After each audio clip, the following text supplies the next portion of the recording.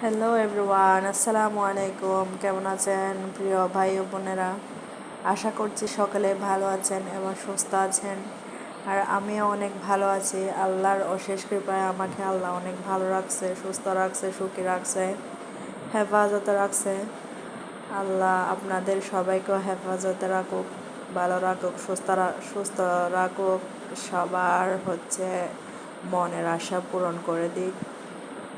তো আপনারা আমার মনের আশাটা পূরণ করে দেন। আমার চ্যানেলটা একটু আপনারা সবাই সাবস্ক্রাইব করে দেন।